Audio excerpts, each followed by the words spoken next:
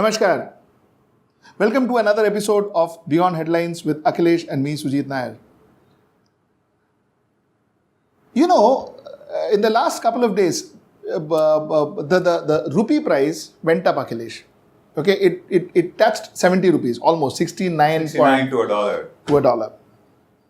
And our opposition, our so efficient opposition, they came out with this huge slogan that the way rupee is falling, so will the government.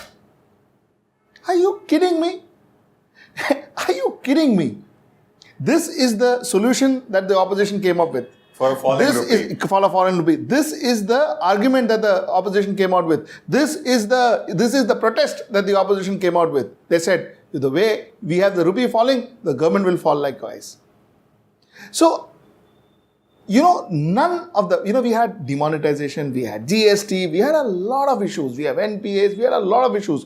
But the thing is, which I think we spoke about it a lot and we had a lot of our programs dedicated to that. But, the irony is, in all these aspects, not once did the opposition make a sensible contribution.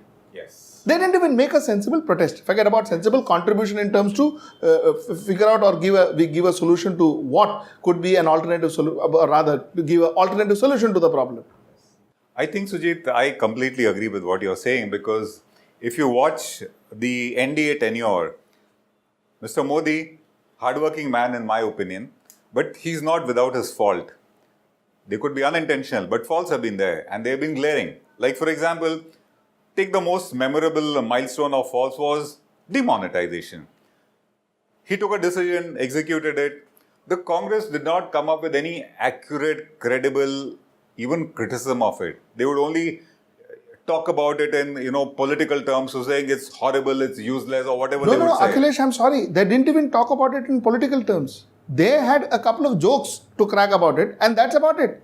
So, from a common man's perspective, neither did an opposition party, the main opposition party, even though their numbers are highly depleted, neither did they make any credible contra to the government's stand or point. Neither did they even help the public itself in realizing, with a very credible analysis, how bad the turn of events could, pan out to be. And neither were they able to put up such a convincing argument for the government to be on its back foot. So the government never got on its back foot. So this was like one major incident impacting the lives of the country, and the Congress came up with a response which was unintelligible, not specific, not even genuine if you ask me, and it contributed nothing to the strategic policy making of the country, which I think an opposition is supposed to be doing. I think so too. While we have not seen that for the last 4 years, so now I have forgotten the role. Actually, I have forgotten what is opposition supposed to do, because nothing has been happening for the last 4 years. But that said, while I may differ to you on the intentions of Mr. Modi to declare demonetization in India, that's a different issue. But the point is, what was Rahul's response to that? Rahul said, मैंने मनमोहन जी को phone किया था, मनमोहन जी भी quiet थे, मैं भी quiet था, मैं surprised था. I mean, these are the kind of response that the so-called opposition leader and now president of the opposition, the largest opposition party, responding, saying, मैं silent था, मनमोहन जी silent थे. Akhilesh, Dr. Manmohan Singh is an intelligent man. Okay, the world reveres him as an economist. Mr. Chidambaram is an intelligent man. A lot of people revere him as an economist.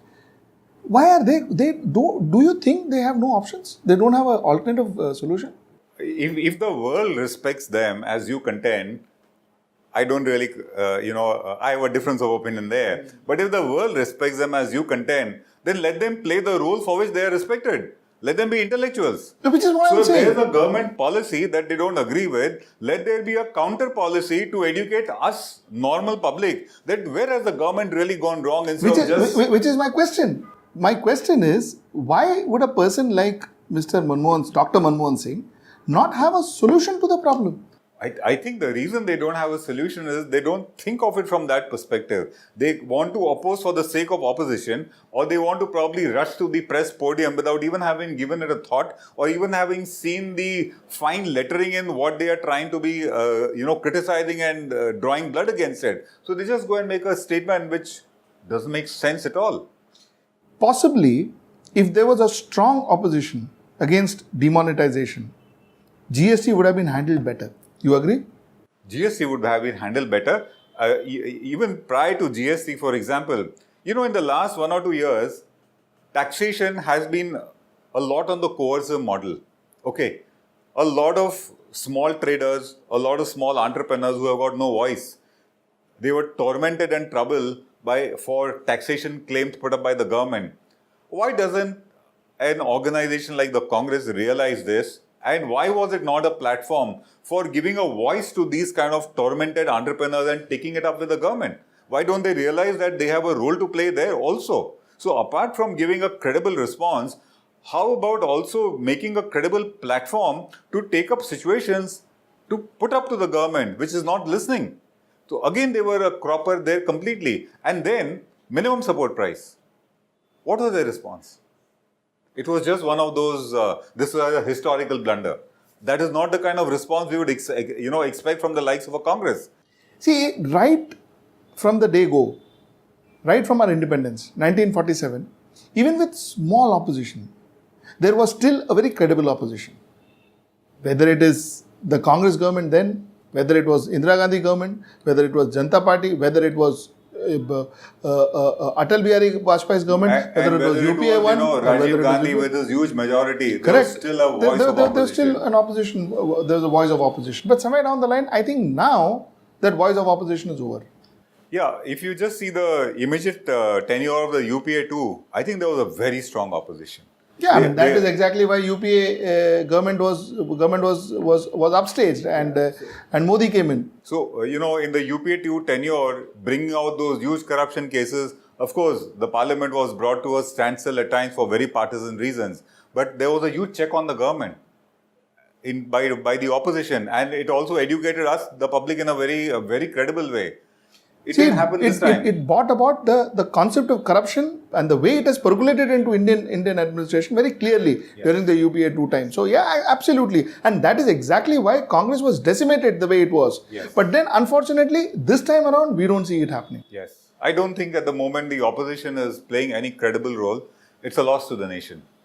I think we have the poorest opposition that India has seen. I think we have an intellectually bankrupt opposition. I think we have an opposition which thinks its only job is to, say no to wherever the government says yes, and to say a yes where the government says no without even thinking, whether there's a rationale or a proper reasoning behind that kind of a response. Tell me, Akhilesh, would this mean that the question directly falls at the doorstep of Mr. Rahul Gandhi? Because ultimately, the opposition is as good as the leader of opposition is. Now, the leader of opposition is not Rahul Gandhi, I understand that, but the point that I'm trying to make is, end of the day, he's the man. He's the man who is the only person who's as popular or almost close to popularity as Modi is. So, obviously, the country sees him as an opposition leader, perceived opposition leader. He also claims he'll be the Prime Minister if he's offered. I'm sure he does, but the point is, somewhere down the line, I think that's where the flaw is. I think that's where the flaw is, because I guess he is not able to perceive things the way it should be perceived. But he is the person who I think the rest of the opposition is looking up to take things to its logical conclusion. He is not able to do that. The fact is there is nobody else who is sitting who fits into the shoes, because I refuse to believe that India doesn't have talent. I refuse to believe that India doesn't have intelligence. I'm sure there are people who can stand out there and combat the government and tell the government that they suck when they do. But the fact remains that I think currently the avatar in Rahul Gandhi, who's taking the avatar of a perceived opposition leader, he's not able to do it, and that's the problem. I think, if you take it a little further, they have now proliferated this culture, wherein if I'm in the opposition, I'll only oppose. I will not come up with any intelligent, credible answer. You have things like the budget. Extremely important, even for the country to discuss. Do they ever come up with something to stop the government from doing something which is wrong? Or at least make us public feel that this is a blunder and let there be some kind of a movement or opposition to it? Because they have never themselves studied the budget document that is given to them.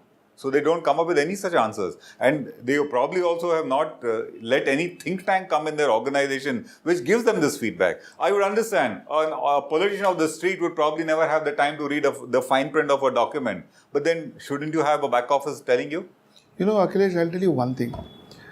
In the history of media, I don't think a program has been dedicated to criticize the opposition like we are doing it, because possibly for the first time we have an opposition that is just not working.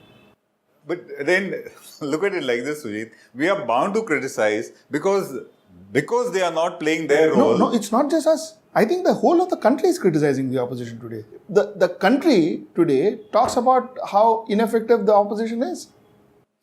You know, my ire is that you are supposed to be a check on the government. I don't go and sit in the parliament that I can even raise a voice. You sit in the parliament. You are supposed to counter the government's, if you call it misdemeanor, bad policies, in a very proper, authoritative, intelligent manner, such that even the public opinion is carried with you. But if you do not do it, the public opinion is not with you. If you make, off-the-cuff remarks of that shikanjiwala, dhabawala and mechanic types, which public, wants to be even seen with you? So the entire mechanism of opposing a government is lost. Absolutely. So I guess the thing is, while we've been criticizing the government, and we will continue, of course, to do our job, I wish the opposition, who are actually paid to do that, does at least half of what some of us in the media is doing. Namaskar. If you like this video, please share it, and we would love to hear your comments in the comments section down here. Also, please do like our Facebook page and follow us on Twitter to get minute-to-minute news updates. For more such shows and videos, subscribe to our YouTube channel.